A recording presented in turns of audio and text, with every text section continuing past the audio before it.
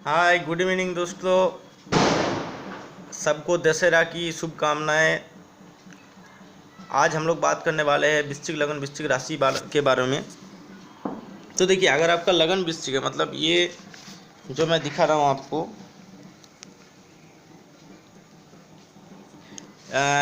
जो आपका अगर अब लगन वृश्चिक है, मतलब आपका लगन हॉरोस्कोप चार्ट का पहला घर लगन होता है, वहाँ पे 8 नंबर लिखा हुआ है, तो आपका लगन वृश्चिक है। तो ये हॉरोस्कोप आपको क्या करेगा, फिजिकली अफेक्ट करेगा, जो मैं बताऊंगा।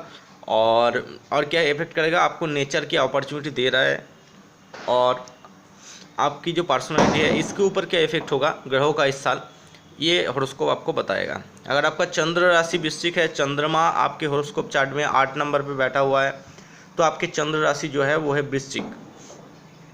तो ये चंद्रमा क्या है, मन का मालिक होता है।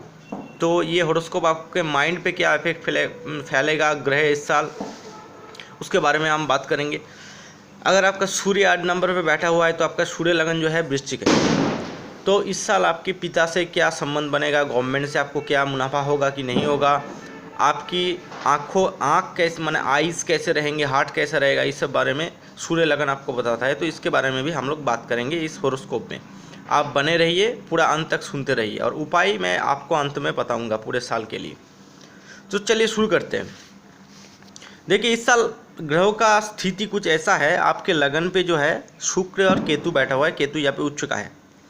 सेकंड हाउस जहाँ पे 9 नंबर लिखा हुआ है, वहाँ पे सूर्य बुध बैठा हुआ है। थर्ड हाउस में कौन कौन बैठा हुआ है, थर्ड हाउस में बैठा हुआ है शनि बैठा हुआ है, और गुरु बैठा हुआ है। चौथा घर खाली है, पंचम खाली है। छठे घर में लग्नपति मंगल अपने ही घर में स्वग्रही 6 नंबर घर में बैठा हुआ है।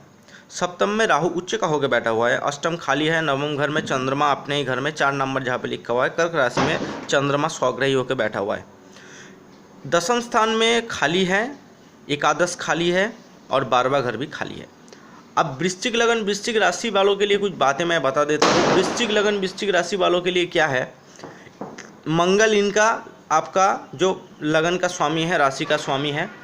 मंगल के मित्र कौन कौन है, आपका फ्रेंडली प्लैनेट कौन कौन है, गुरु है, बृहस्पति है, चंद्र है, और सूर्य। तो गुरु, बृहस्पति, चंद्रमा, सूर्य, तो 3 हो गया, और मंगल यहाँ पे 4। तो 4 प्लैनेट आपके लिए आपके लाइफ को पॉजिटिविटी देता है।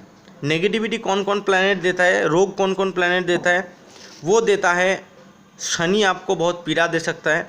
शनि बिल्कुल भी अच्छा नहीं होता, खास वृश्चिक लगन वृश्चिक राशि वालों के लिए। राहु केतु दोनों ही अच्छा नहीं होता। केतु फिर भी वृश्चिक लगन वालों के लिए फिर भी मैं कहूँगा केतु बहुत अच्छा फल देता है, लेकिन राहु बिल्कुल भी अच्छा फल नहीं देता। तो राहु से आपको थोड़ा बच के रहना पड़ेगा। और क्या प्रॉब्लम देता है, और देता है बुध, मार्करी। बुध जो है, मार्करी जो है, वो आपको बहुत प्रॉब्लम दे सकता है, इसलिए मार्करी से भी आपको बच के रहना पड़ेगा। शुक्र भी आपके कुंडली में मार्केस की भूमिका निभाता है। मार्केस का मतलब वो अच्छा ग्रह नहीं है आपके लिए। शुक्र भी आपको अच्छा फल नहीं देता। अब इन जो मैंने बताया, बुध, शुक्र या फिर शनि, ये सब प्लेसमेंट डिसाइड करता है कि ये जो अच्छा फल देगा या फिर हमेशा बुरा फल ही आपको देता रहेगा। तो शुरू करते हैं। लगन पे बैठा हुआ है केतु उच्च का होके, और शुक्र बैठा हुआ है उसके साथ। तो केतु जब भी आपके लगन पे उच्च का होके बैठा हुआ है, तो इस साल हो सकता है आपका बॉडी का जो ग्रोथ हार्मोन है वो बहुत ज़्यादा सिक्रेशन होना शुरू हो जाए, और आपका बॉडी का ग्रोथ बहुत बढ़ जाए इस साल। मतलब लंबे चौड़े हो सकते हैं आपके। केतु आपके लिए पोजीशन, केतु का पोजीशन इस साल बहुत अच्छा है। इसका दृष्टि जो है, उच्च का केतु पंचम दृष्टि है। पंचम स्थान से आपकी एजुकेशन, शिक्षा को देख रहा है, एंटरटेनमेंट, बच्चों को देख रहा है। अगर आप शादीशुदा है तो आपके बच्चों को भी देख रहा है। तो 5th हाउस रिलेटेड मैटर्स जो भी है, प्रेम, प्रेम, और आपका एंटरटेनमेंट से लेके आपका मीडिया, कला आदि, आपकी एजुकेशन, आपके बच्चे, आपके टैलेंट, सब कुछ इस साल बहुत अच्छा रहेगा। इन सब सेक्टर में आपको अच्छा फल केतु देगा। सप्तम में आ जाइए। सप्तम दृष्टि से सप्तम स्थान दाम्पत्य सुख की जगह को आपको देख रहा है, पार्टनरशिप की जगह को देख रहा है। वहाँ पे केतु अच्छा फल देगा, लेकिन प्रॉब्लम यह है कि राहु वहाँ पे बैठा हुआ है। तो राहु की भी बात कर लेते हैं। राहु का सप्तम में बैठना बिल्कुल भी अच्छा नहीं है। ये दाम्पत्य सुख को कमज़ोर करेगा। आपके पार्टनर्स के साथ आपकी झमेला हो सकता है। तो इस मामले में आपको बिल्कुल भी लापरवाही बरतना नहीं चाहिए। केतु की नवम दृष्टि पड़ेगा आपकी भाग्यस्थान में, जहाँ पे ऑलरेडी चंद्रमा बैठा हुआ है अपने ही घर में। तो केतु आपको लॉन्ग डिस्टेंस ट्रैवल में इस साल ले जा सकता है। हो सकता है आपको काफ़ी धार्मिक यात्रा में इस साल ले जाए केतु। ठीक है, तो ये गया केतु का फल। अब शुक्र भी लगन पे बैठा हुआ है। शुक्र यहाँ पे आपके 12वें घर का मालिक है। 12वें घर का मालिक और सप्तम घर का मालिक जब भी लगन पे आके बैठेगा, शुक्र जब भी लगन पे बैठेगा, शुक्र क्या है, ये है सौंदर्य के कारक, ब्यूटी का कारक है शुक्र। तो इस साल आपका चेहरा जो है बहुत खूबसूरत हो जाएगा। आपका हेल्थ जो मतलब बॉडी स्ट्रक्चर हो सकता है पिछले साल से आप अच्छे दिखने लग जाए। तो ये एक पॉजिटिव बेनिफिट आपको देगा शुक्र। लेकिन शुक्र मारक है, इसलिए शुक्र कुछ चीज़ों में आपको सावधानी बरतना होगा। वो चीज़ें क्या क्या है कि यहाँ पे शुक्र 12वें घर का मालिक है, तो हो सकता है आप बहुत ज़्यादा ही आप इस साल क्या करें कि सैया सुख में बहुत ज़्यादा सोने लग जाए, बहुत ज़्यादा सेक्स की तरफ चले जाए। मतलब शुक्र के जो बहुत ज़्यादा शुक्र का जो फल है, उग्र फल है, वो आपको मिलने लग जाए शुक्र, क्योंकि केतु के साथ बैठा हुआ है। और राहु जब भी शुक्र को देखेगा या फिर शुक्र के साथ बैठेगा तो वो आग में घी लगाने का काम करता है। एक तो शुक्र आपके लिए वैसे भी बहुत अच्छा प्लैनेट नहीं है, ऊपर से राहु शुक्र को देख रहा है। तो इस साल आप अपने चरित्र को बहुत अच्छा मजबूत बना के रखिए, वरना बदनाम हो जाएंगे आप। तो इस मामलों में आपको सावधानी बरतना पड़ेगा। सेकेंड हाउस में आ जाइए। सूर्य जो आपके कैरियर के लॉर्ड है, सूर्य वो कहाँ बैठा हुआ है, उस 10वें घर का मालिक उठ के आके सेकंड हाउस में बैठा है। तो ये आपके लिए धन योग हो गया। 10th house Lord in second house, धन योगा। तो धन योग आपके लिए बना हुआ है। और कौन बैठा हुआ है, बुध बैठा हुआ है। 11th हाउस लॉर्ड भी है बुध, और आपके 8th हाउस लॉर्ड भी है। 11th हाउस और 8th हाउस लॉर्ड जब भी सेकंड हाउस में बैठेगा तब क्या होगा, आपके लिए धन योग बनाएगा। तो बुध से आपको बहुत अच्छा धन योग है। हालांकि बुध यहाँ पे अस्त हो गया है, तो इस साल आपको पूरा बेनिफिट तो नहीं मिलेगा, लेकिन फिर भी बुध जब भी 11th हाउस के लॉर्ड सेकंड हाउस में जाएगा या फिर सेकंड हाउस के लॉर्ड 11th हाउस में जाएगा, तभी धन योग बनता है। और ये धन योग बहुत प्रभावी होती है। इससे आप इस साल करोड़पति भी बन सकते हैं, इसका योग भी बना हुआ है। सूर्य यहाँ पे बैठेगा तो आपकी वाणी थोड़ा सा उग्र हो सकता है, अपनी बातचीत पे थोड़ा कंट्रोल रखिए। नाक कान गले का प्रॉब्लम बुध यहाँ पे आपको देगा, पूरा साल ही बना हुआ है इसका योग। खास करके आपके गले में प्रॉब्लम आपको हो सकता है, एलर्जी का प्रॉब्लम आपको हो सकता है, क्योंकि राहु लगन को देख रहा है। तो एलर्जी का प्रॉब्लम भी इस साल आपको हो सकता है, स्किन प्रॉब्लम आपको हो सकता है। इस मामले में आप सावधान रहिए। थर्ड हाउस में आ जाइए। वहाँ पे शनि सौग रही है और गुरु वहाँ पे नीच का है।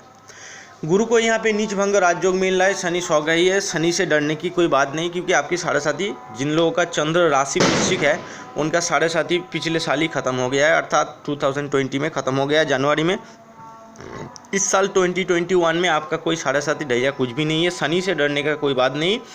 गुरु शनि के ये योग आध्यात्मिक योग है, ये आपको आध्यात्म की तरफ ले जाएगा, क्योंकि दोनों की सप्तम एस्पेक्ट है, 9th हाउस में पड़ रहा है, जहाँ पे भाग्य स्थान कहा जाता है, धर्म स्थान कहा जाता है। शनि अपने थर्ड एस्पेक्ट से 5th हाउस को देख रहा है, तो आपकी एडुकेशन, आपकी बच्चों और आपकी इंटरटेनमेंट मीडिया से जुड़े हुए लोग, आपकी मोहब्बत की जगह सब कुछ शनि इस साल बहुत अच्छा फल देगा, क्योंकि शनि अपने ही घर में बैठा है।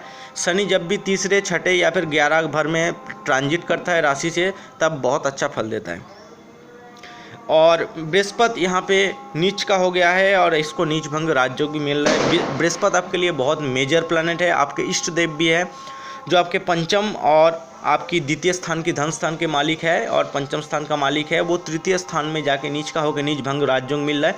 तो इस साल आपको कोई इंटरनेशनल रिकॉग्निशन मिलने का चांसेस बहुत ज़्यादा है। हो सकता है आप कोई डिग्री पाने की कोशिश कर रहे थे, या फिर कोई कॉम्पिटिटिव एग्जाम देने की कोशिश कर रहे थे जिसमें आप रिकॉग्निशन चाहते हैं, और वो इंटरनेशनल तौर पे हो, कहीं विदेश में हो, कहीं दूर आपके शहर से दूसरे शहर में हो, दूसरे स्टेट में हो, या फिर कहीं और कंट्री में हो, तो वो रिकॉग्निशन मिलने का टाइम अभी आपका आ गया है। जिन जिन लोगों का डिग्री ख़त्म होने का टाइम था इस साल, उन लोगों को अच्छा मार्क्स भी मिलेगा, और अच्छा डिग्री उन लोगों के हाथ में आने वाला है। तो 5th हाउस की बात कर लेते हैं। 5th हाउस में 4th हाउस की बात कर लेते हैं। 4th हाउस में शनि का घर है, जहाँ पे 11 नंबर लिखा हुआ है, उसका मालिक शनि है। और शनि क्या है, यहाँ पे 3rd हाउस में अपने घर में बैठा हुआ है। तो ये साल आपके माता के लिए बहुत अच्छा जाएगा। तो क्योंकि 4th हाउस रिलेटेड मैटर्स में भी आपको काफ़ी सक्सेस मिलती हुई दिख रहा है। 5th हाउस में आ जाइए। 5th हाउस के मालिक कौन है? बृहस्पति बनते हैं। जहाँ पे 12 नंबर लिखा हुआ है मीन राशि, उसका मालिक बनते हैं बृहस्पति, और बृहस्पति 3rd हाउस में जो है राजयोग बना के बैठे हुए हैं। और इसके कारण आपको इस साल पहले मैं बता चुका हूँ कि एडुकेशन से रिलेटेड, प्यार से related, film industry related, entertainment, child related, कुछ भी आपका मन में जो तमन्ना था वो पूरी होती हुई दिख रहा है।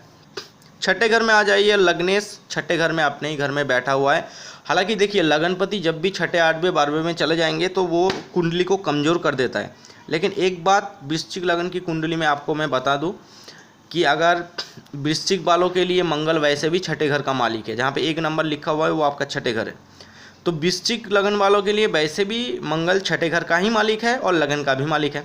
तो 6ठे घर में जाएगा तो इसका रिजल्ट कभी ख़राब नहीं होगा। कुछ मामलों में आपको तकलीफ हो सकती है। जैसे 6ठे घर में जब मंगल जाएगा, ये शत्रुहंता योग बनाएगा। मतलब आपका जो एनिमी था, जो इतने साल आपको साढ़े साथ चल रहा था आपका, और आपके पीछे लगे हुए थे, आपको बदनाम कर रहे थे, पीठ पीछे आपकी बदनामी हो रही थी, एनिमी सब आपसे आगे आपसे मुकाबला कर रहे थे, लेकिन इस साल ऐसा हालत हो जाएगा कि आप अपने एनिमी पे ओवर रूल कर जाएंगे। मतलब उनको हरा सकते, डिफीट कर सकते हैं आप।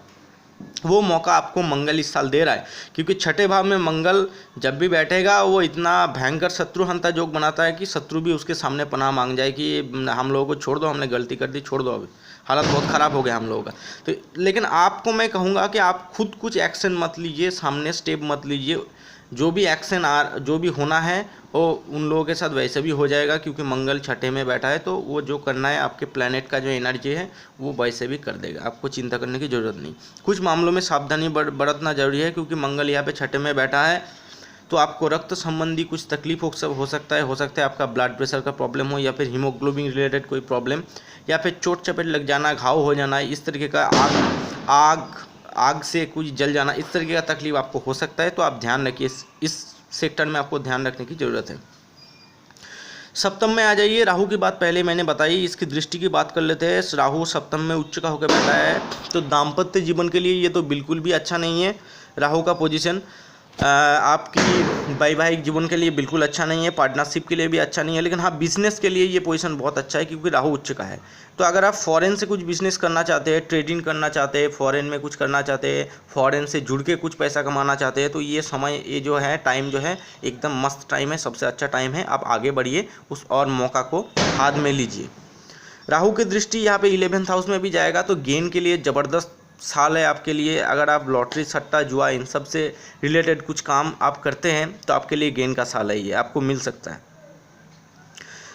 लगन पे इसकी दृष्टि बिल्कुल भी अच्छा नहीं है, आपको भ्रमित कर सकता है राहु। आपका ग्रीड बढ़ सकता है कि एक दिन में मुझे करोड़पति बन जाना है, मैं सालों साल मेहनत क्यों करूँ, इस तरीके का मेंटालिटी ले आ सकता है। तो इससे थोड़ा सावधान हो जाइए।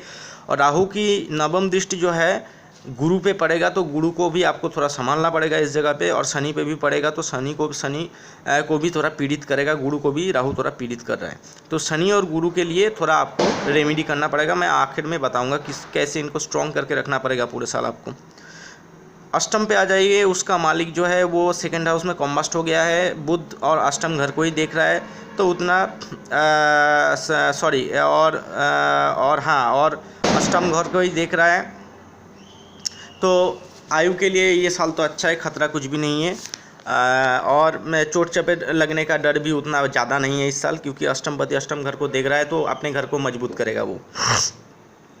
नवम में आ जाइए। आपके भाग्य स्थान, आपके पिता का घर और आपका धर्म स्थान भी इसको कहते हैं। यहाँ पे जो है चंद्रमा अपने ही घर में बैठा हुआ है। तो इस साल तो आपका ट्रैवल, लॉन्ग डिस्टेंस ट्रैवल एकदम कंफर्म है, क्योंकि आपकी 9th हाउस जो है धार्मिक यात्राओं का भी होता है, विदेश यात्रा का भी होता है। तो चंद्रमा वैसे भी यात्रा का मालिक है, जितने भी यात्रा होते हैं तो उन सब में कहीं ना कहीं चंद्र का हाथ जरूर रहता है। तो इस साल तो आपको ये मौका मिलने वाला है। और भाग्य पक्ष भी आपका बहुत मजबूत रहेगा, क्योंकि भाग्येश अपने ही भाग्य स्थान में ही बैठा हुआ है। तो ये बहुत बड़ा राजयोग है। दसम में आ जाइए। दसम का मालिक बैठा हुआ है 2nd हाउस में, तो ये भी राजयोग है आपके लिए, बहुत अच्छा है आपके लिए। कर्म, आपके जॉब, बिजनेस के लिए ये साल बहुत अच्छा है।